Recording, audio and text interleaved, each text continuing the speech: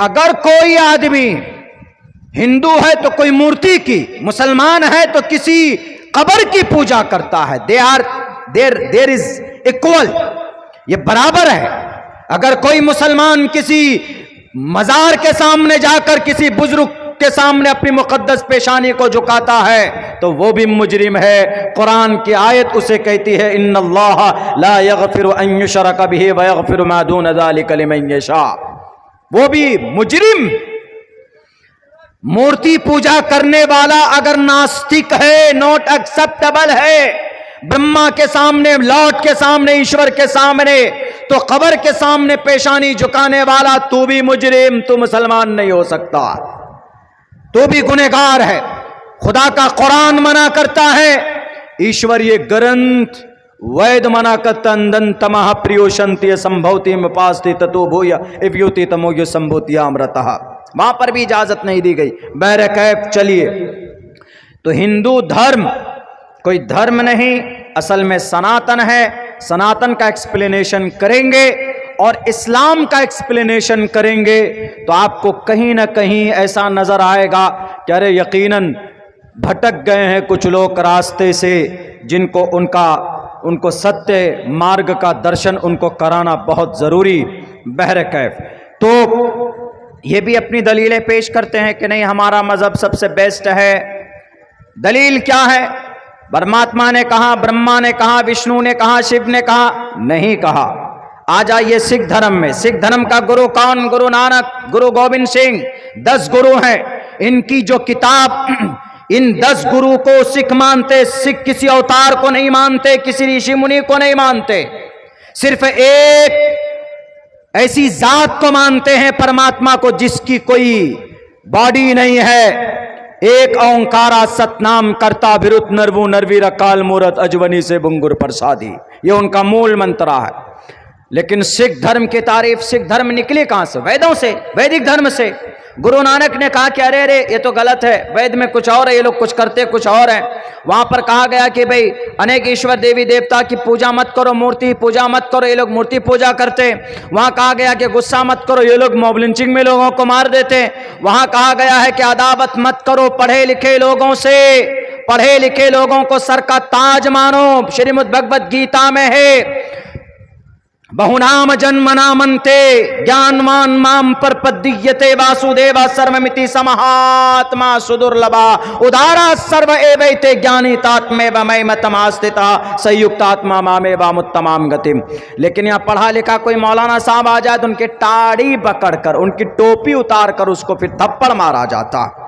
इसीलिए गुरु नानक जी भ्रमित हो गए, बहुत ज्यादा नाराज हो गए। उन्होंने कहा कि नहीं नहीं, हम अपना अलग रखेंगे।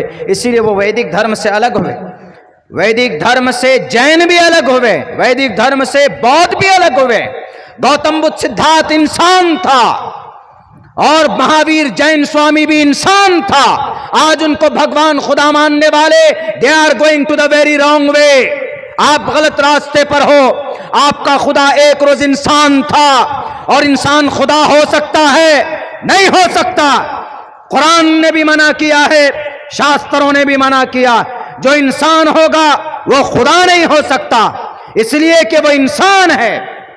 इंसान की कमजोरी होती है। नतस्य कश्चित पतरस्टी लोके नचिस्तान वच्चितिस्य लिंगम। अभी कई 100 मंत्र और श्लोक पढ़े जा सकते हैं, कुरान करीम की कई आयतें पढ़ी जा सकती है कि जो इंसान होगा वह खुदा नहीं हो सकता है। बहरकैफ शॉर्टकट करना चाहता हूँ, रात को 2:30 बजे मेरा टाइम दिया गया है। चूँकि तरतीब ऐसी बनी तो हम और आप क्या कर सकते। मेरे भाइयों, तो सब लोगों ने कहा कि हमारा मजहब बढ़िया है। उनके गुरुओं ने कहा या उनके महाराजाओं ने कहा या उनके ऋषि मुनि ने कहा या उनके धार्मिक लोगों ने कहा, लेकिन इस्लाम इज द बेस्ट रिलीजन कैसे है? अब्दुल्ला सालिम ने नहीं कहा, मोहम्मद रसूलुल्लाह ने नहीं कहा, तमाम अंबिया रसूल ने नहीं कहा। इस्लाम सबसे बेस्ट इसलिए हम मानते हैं चूंकि इस्लाम की दलील, बेस्ट होने की, अच्छा होने की दलील अल्लाह तबारक व तआला ने कहा। अल्लाह ने कहा इन्नद्दीन इंदल्लाहिल इस्लाम। इसीलिए इस्लाम दुनिया का सबसे बेहतरीन मजहब है, चूंकि इस्लाम की तारीफ अल्लाह ने अपनी जुबान में खुद से की है। कुरान करीम क्या है? हदीस भी नहीं है, कि कुछ लोग कह देंगे नहीं नहीं इनकी सनद तो ज़ईफ़ है, ये तो ज़ईफ़ हदीस है, ये तो मनगढ़ंत हदीस है, मौजू हदीस है, बोल सकते हैं। इसलिए अल्लाह ने कहा इन्न दीन इंदल्लाहिल इस्लाम, in the sight of myself Islam is the best religion to the entire world. इस्लाम सबसे बेहतरीन मजहब है, ये अल्लाह तबारक व तआला की तरफ से। और गुरु जी भी यहाँ बैठे हैं, ये जो मुसलमान हैं, आज जो लोग तुले हुए हैं, कह रहे नहीं तुम पहले भारतीय बन जाओ, तुम पहले हिंदुस्तानी बन जाओ, अपने आप को मुसलमान क्यों कहते हो? मुसलमान इनका नाम जो मुसलमान है, ये भी नाम अल्लाह ने रखा है, किसी नबी ने नहीं रखा है, अल्लाह ने खुद से रखा है कि तुम्हारा नाम क्या होगा। मज़हब इस्लाम तो अच्छा है चलो, लेकिन जो इस्लाम पर चलेंगे, इस्लाम पर चलने वालों का नाम मुसलमान हुआ सम्माकुमुल मुस्लिमीन, ये सब मुसलमान। अब मुसलमान कौन, सच्चे पक्के मुसलमान कौन रहेंगे, कामिल मोमिन कौन रहेगा, पुख्ता मोमिन कौन होगा, मोमिन कामिल कौन होगा, सच्चा मोमिन कौन होगा, सच्चा मुसलमान कौन होगा? ये अल्लाह के नबी अलैहिस्सलातु वस्सलाम ने अपने हदीस में बताई कि सच्चा मुसलमान कौन है। और अल्लाह ने कुरान में कहा भी है वला तहिनु वला तहज़नु वअंतुमुल आलौन, तुम ही सरबलंद रहोगे, लेकिन शर्त यह है कि तुम्हें मोमिन बनकर रहना होगा, मोमिन बनकर रहना होगा। मोमिन यानी अल्लाह तबारक व तआला के जितने भी इरशादात, अल्लाह के नबी के जो तरीक़े हैं, जो अतबार हैं नबी और रसूल को, उनके लाई हुई शरीयत को मानकर और उनको अमल करना अपनी ज़िंदगी के अंदर में, वही सच्चा मोमिन हो सकता है, कामिल मोमिन हो सकता, मोमिन बनकर वही रह सकता। नमाज छोड़ने वाला गुनहगार है, नमाज छोड़ें और आप कहें कि मौलाना हम सर बुलंद रहेंगे, हो नहीं सकता। पूरी दुनिया आपको मिटाना चाहती है, पूरी दुनिया के लोग एक प्लेटफॉर्म पर हैं। ये जालिम बेवकूफ दुनिया का अंधा लंगड़ा और लूला सुपर पावर अपने आप को कहता है अमेरिका, वो तो सबसे बड़ा बेवकूफ। गजा पट्टी में मार दिए गए 85,000 लोग, उनका खून नजर नहीं आया, और अभी तुम्हारे कुछ 100 बच्चे मरे तो तुम चीखते हो कि हमारे हॉस्पिटल को ध्वस्त कर दिया। गजा पट्टी में एक भी हॉस्पिटल बाकी नहीं है, गजा पट्टी की एक भी बिल्डिंग बाकी नहीं है। जब तुमने 60-65 हजार RDX बम पानी की तरह बरसाया तो वहां इंसान नहीं बसते हैं, लेकिन चूंकि वह कलमा पढ़ने वाले नहीं, मालूम लोगों को कलमा पढ़ने वाले से इतनी क्यों दिक्कत है, क्या परेशानी। दुनिया का सबसे अमन परस्त कोई कौम है तो वह मुसलमान है। अल्लाह के नबी को 13 साल तक तकलीफ दी गई कि नहीं दी गई? कोई इंसान बताए कि 3 साल तक उसको बंद कर दिया गया और तब भी उन्होंने तलवार नहीं उठाई। कोई बता सकता है उनके नजरों के सामने उनके दोस्तों के जिस्म के टुकड़े हो गए, 80-80 साल बूढ़ी औरत के जिस्म को फाड़ दिया गया, तब भी तलवार नहीं उठाई। उनके गर्दन के ऊपर में ओजड़ी डाली गई, तब भी इंतकाम नहीं लिया। उनके सहाबा को घसीटा गया, आंखें निकाल दी गई, तब भी उन्होंने आवाज बुलंद नहीं की, इंतकाम की आवाज बुलंद नहीं की। जब ताकत आई 10 साल के बाद, ऐसी ताकत कि 10 लाख एक तरफ और 10,000 एक तरफ, 313 थे। जंगे बद्र के मैदान में उधर 1,000 के नाक में नकेल डाल दिया था, वही सहाबा, वही लोग, लेकिन अपने से नहीं, सामने से प्रहार होता था, तब जाकर ये दिफा करते थे। एक तरफ 700 750 है और एक तरफ 3,000 है, एक तरफ 33,000 है, दूसरे तरफ 3 लाख है, तब भी मैदान जीत कर लाते थे। ऐसी फौज और ऐसी ताकत इस खून के अंदर है। ये सिर्फ अल्लाह से डरने वाली कौम है, मगर उसके बावजूद इन्होंने कभी भी जुल्म का रास्ता नहीं अपनाया। अल्लाह के नबी अलैहिस्सलाम 9 जंगों में, आपने 9 बजाते खुद 9 जंग में गए, बल्कि 27 गज़वात में गए आप अलैहिस्सलातु वस्सलाम, जिनमें 9 जंग हुई। 9 मर्तबा, लेकिन आपने कहीं पर भी किसी भी इंसान का एक कतरा खून अपने हाथों से नहीं बहाया। और आपने ये कहा, आज जो बच्चों पर बम बरसाते हो इसराइल और उसके पीछे चापलूसी करने वाले, गुलामी करने वाले सुपर पावर अमेरिका, जनाबे मोहम्मद रसूलुल्लाह वो थे जब मक्का फतह करने चले हैं तो आपने कहा कि इंतकाम की बात मत करना, हम सबको माफ कर देंगे। आज इज़हबू व अंतुम तुलका ला तसरीब अलैकुमुल यौम, जाओ सबको माफ करता हूं। कितने की तादाद थी? 10,000 लोग थे अल्लाह के नबी के साथ, पूरी ताकत थी।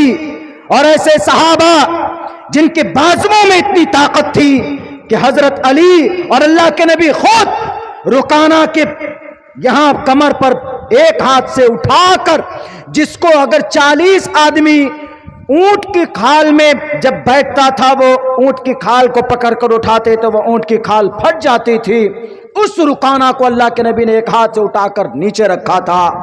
आपको इतनी ताकत थी, तब भी जनाबे मोहम्मद रसूलुल्लाह सल्लल्लाहु अलैहि वसल्लम ने किसी बच्चे का, कोई बताए, इंसाइक्लोपीडिया वालों ढूंढ कर देखो नहीं बता पाओगे, और तारीख इब्ने खुल्दून उठा कर देखो नहीं बता पाओगे, तारीख फरिश्ता देखो नहीं बता पाओगे कि मोहम्मद रसूलुल्लाह ने किसी भी मासूम आदमी का या किसी बच्चे का या किसी औरत को एक थप्पड़ मारा हो, कोई माए का लाल नहीं बता सकता। अल्लाह के नबी अलैहिस्सलाम ने कहा कि जाओ सबको माफ करता हूँ, जाओ जिसने मेरे ऊपर जुल्म किया मैं सबको माफ करता हूँ। इसलिए आप अलैहिस्सलाम की इस सिफत को गालिबन पुराण के अंदर कहा गया, अष्टो गुनाह पुरुषम दीपयंती प्रज्ञा चकोलम चदम शुरुतंच पराक्रमश्च बहु भाषिता च दानम यथा शक्ति कृतज्ञता च। ताकत होने के बावजूद उन्होंने अपनी जानी दुश्मन को माफ किया। आप अलैहिस्सलाम के चचा सैयदुश्शुहदा अल हमजा जिस्म के टुकड़े किए, सीना फाड़ कर अतड़ियां निकाली गई, आपके उंगलियों के पोड़वे काटे गए, नाक काट दी गई, आपके कान काट दिए गए, कलेजे को निकाला गया, आपके और दिल को निकाला गया, गले का हार बनाया गया। उसके बावजूद ऐसा करने वाला कौन? वहशी दरिंदा उस वक्त था। लेकिन जब ईमान लेकर आए तो आप अलैहिस्सलाम ने इस जानी दुश्मन को, आप अलैहिस्सलाम सबसे ज्यादा चहीते, आप सबसे ज्यादा प्यार करते थे सैयदुश्शुहदा अल हमजा से, चूंकि हजरत हमजा का उनकी शक्ल और आपके अब्बा अब्दुल्ला की शक्ल सेम थी। हजरत हमजा ने एक मौके पर कहा था अल्लाह के नबी से कि ऐ मोहम्मद, तुम्हें तुम्हारे अब्बा की शक्ल तुम्हें याद आए तो मुझे याद कर लेना, क्योंकि उनकी शक्ल मेरी शक्ल एक जैसी अल्लाह ने बनाई है। और सुनो भतीजे, जहां तुम्हारा पसीना बहेगा वहां हमजा अपना खून बहा देगा। जंगे बद्र के मौके पर, जंगे उहद के मौके पर, बद्र में नहीं उहद में हजरत हमजा रजी अल्लाह ताला बहुत दर्दनाक अंदाज में शहीद किए गए। यानी इस तरह कि उनकी शक्ल नहीं पहचानी जा रहे थे। आप अलैहिस्सलाम के सामने लाशें लाई गई, उनकी लाश लाई गई तो आपने पहचानने से इनकार कर दिया कि मेरे चचा नहीं है, जाओ लेकर इनको। तब जाकर उनकी बहन ने पांव की उंगलियों के पोरवों से पहचाना कि यह हमजा है, ये हमजा है। तब आपकी चीख निकल गई मोहम्मद रसूलुल्लाह की, आप गुस्से में आए, आपने कहा कि जालिमों, एक के बदले मोहम्मद इब्ने अब्दुल्ला 70 को लटकाएगा, एक के बदले 70 को मारेगा।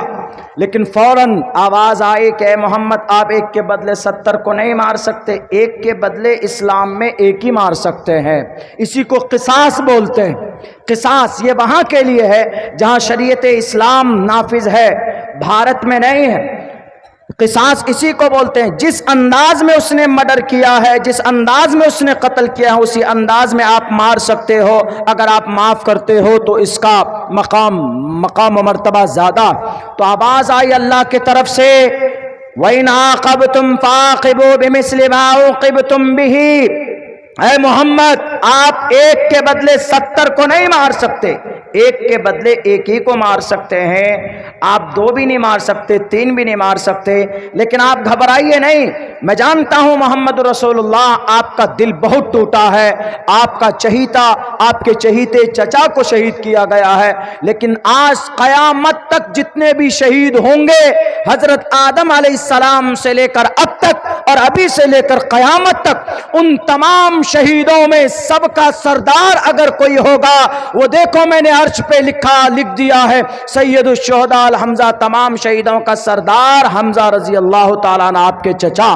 तब आप अलैहिस्सलाम थोड़े मुस्कुराए, थोड़े खुश हो गए, लेकिन फिर भी दिल गुर्दे की बात होती है ना, चचा के कातिल को मारना, ये माफ करना दिल गुर्दे की बात होती।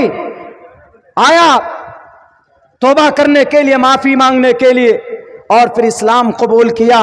लोग कहते हैं कि जबरन इस्लाम कबूल कराया जाता है, बिल्कुल नहीं, 1 इंच नहीं। कोई बता दे कि किसी की गर्दन पर रखकर कलमा पढ़ाया गया। लोग मुस्लिम इंपेरर पर इल्जाम लगाते हैं, 800 साल तक, बल्कि 650 साल तो लगातार, 350 साल तो लगातार, 800 साल तक भारत के अंदर मुस्लिम इंपेरर की हुकूमत रही। उसमें कुछ अच्छे भी आए, कुछ बुरे भी आए। अगर वो इस्लाम का प्रचार करते तो 850 साल में पूरे भारत के अंदर एक भी घर नहीं बनता ऐसा जिसके अंदर कलमा पढ़ने वाला ना हो। लेकिन पूरी दुनिया जानती, ये जाहिर अनपढ़ बेवकूफ हैं जो कहते हैं कि मुस्लिम इंपेरर ने भारत के अंदर इस्लाम को नाफिज किया और इस्लाम का प्रचार किया। कोई भी बादशाह होता है वो अपनी गद्दी के लिए राजनीति करता, मजहब के लिए नहीं करता, धर्म के लिए नहीं करता। आज देख लीजिए कितने नेता हैं जो धर्म का नाम लेकर धर्म को बेचते हैं, श्री रामचंद्र जी का नाम लेकर धर्म को बेचते हैं, कलमे का नाम लेकर मजहब इस्लाम को बेचते हैं। क्या शास्त्रों में यही लिखा कि मोब लिंचिंग करो? शास्त्रों में लिखा है अहिंसा सत्यम करो दस्तयागा शांति रपैशुनम दया भुलेश्वर रूप तवम हीरे चापलाम। अरे गुस्सा करने की परमिशन नहीं है इस मंत्र में, गुस्सा करने की परमिशन नहीं है। यहां तो दंगा करा दिया जाता है जनाब, ट्रक भर भर कर लेकर जाते हैं, लोगों को पहुंचाते, वो दारू, वो चिकन, वो मटन खिलाया जाता है, तब जाकर घरों को आग लगा दिया जाता। क्या ये धार्मिक काम? सनातन धर्म की कौन सी किताब में सिर्फ राक्षस को मारने की परमिशन है? राक्षस को रुद्रवो गिरीवा शरैत पिशाचम अब ब्रह्मा दुविशो जही तुवम तूर्य तरुषतः सत्यम विभाजनी।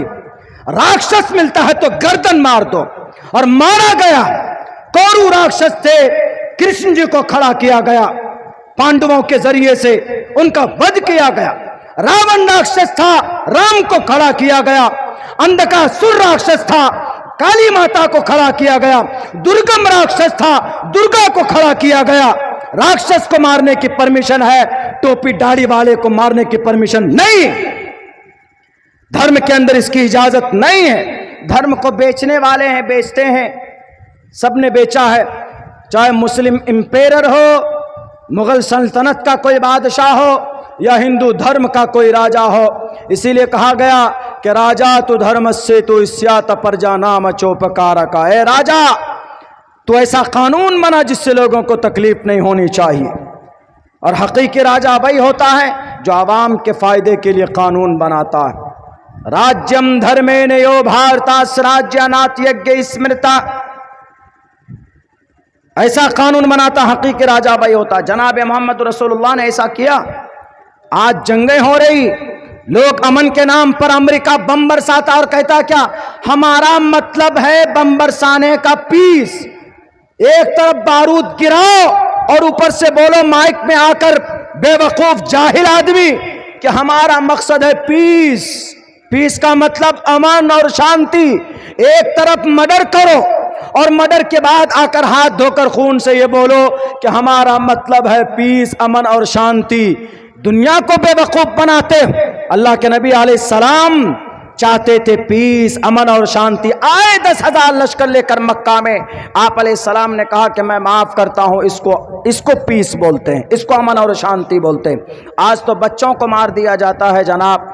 इस्लाम को लोग बदनाम करते हैं, हालांकि इस्लाम में जो जंग के जो कवानीन है वो दुनिया में शायद किसी मजहब के पास ना हो। अल्लाह के नबी अलैहिस्सलातु वस्सलाम ने कहा भी एक मौके पर कि अगर जंग की नौबत आ जाए, पहली बात तो जंग की इच्छा से आप अलैहिस्सलाम ने मना किया कि जंग की ख्वाहिश मत करो, बहुत खराब चीज।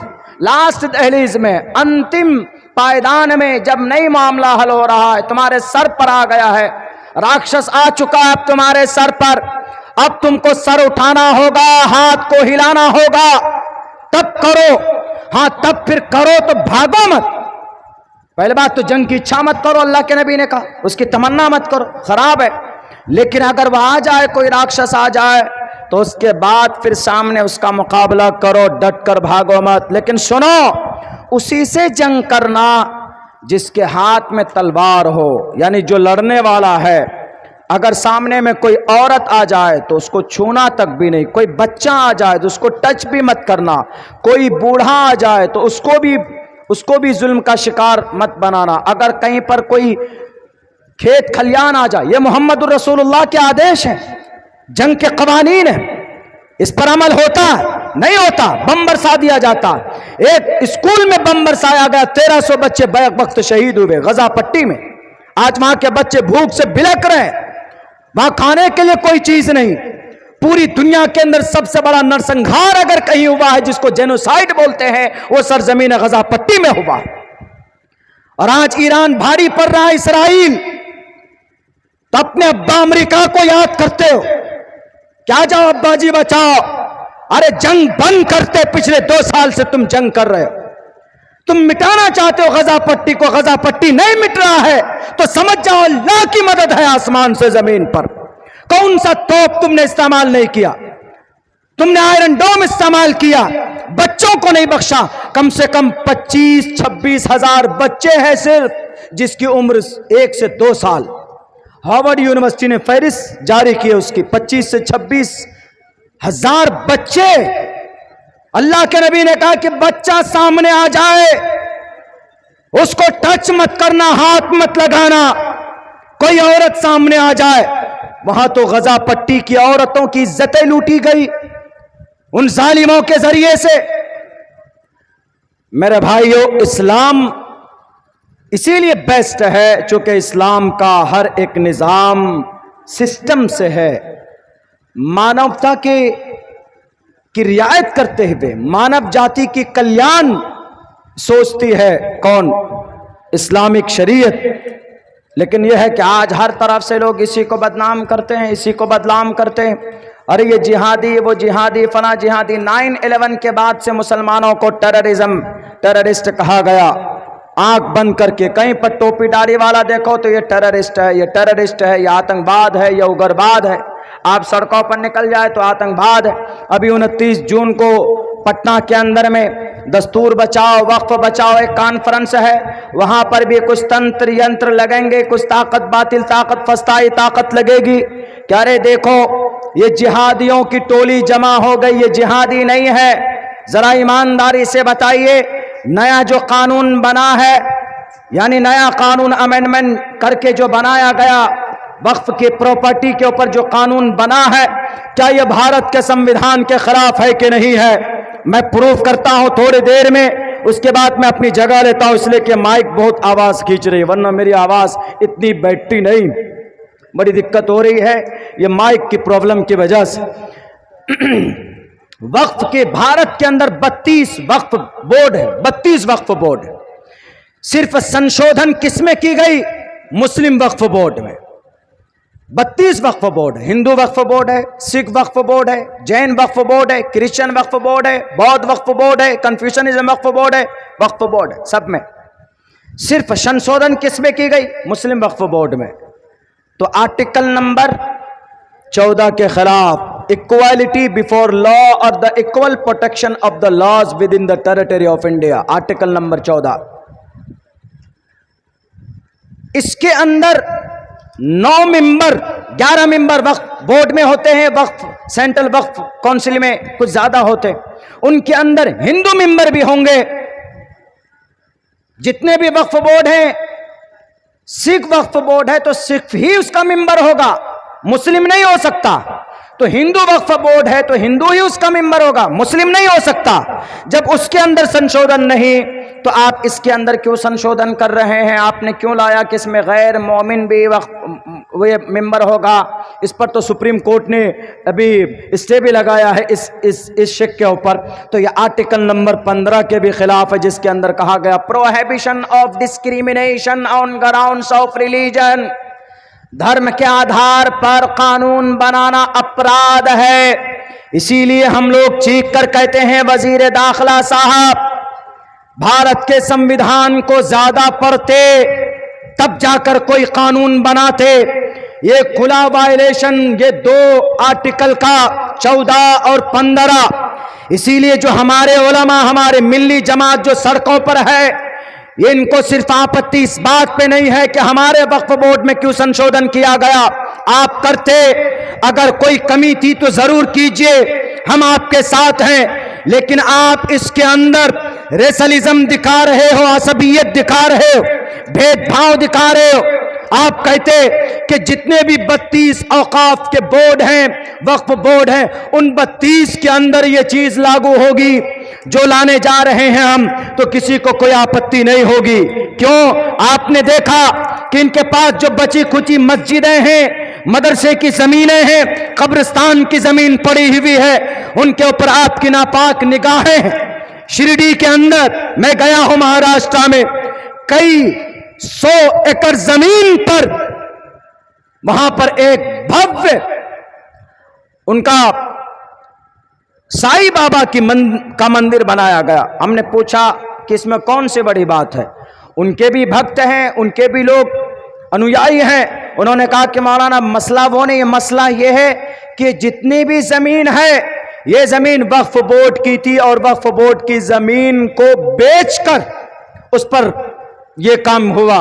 वक्फ बोर्ड की जमीन कयामत की सुबह तक नहीं बेची जा सकती और उसको खरीद भी नहीं सकता कोई। तो ये जो दस्तूर बचाओ, वक्फ बचाओ जो तहरीक है, 29 जून को पटना के अंदर हम बिहार के लोगों को जाना चाहिए, पूरे भारत से लोगों को आना चाहिए। चूंकि 2 जगह पर ये प्रोग्राम है, एक उधर आंध्र प्रदेश में है उसी तारीख में, और बिहार के अंदर पटना गांधी मैदान में। कुछ लोग कहेंगे कि अरे ये तो आतंकवाद और जिहादी लोगों की जमघटा है, भीड़ है। मेरे भारत के लोगों, भारत का संविधान ने हमें इजाजत दिया। अगर कोई कानून ऐसा बनता है जो देश के संविधान के खिलाफ, जो देश के धर्म के खिलाफ, हमारा भारत का मजहब न हिंदू है न मुसलमान है, हमारा भारत का मजहब we the people of India है, भारत का संविधान।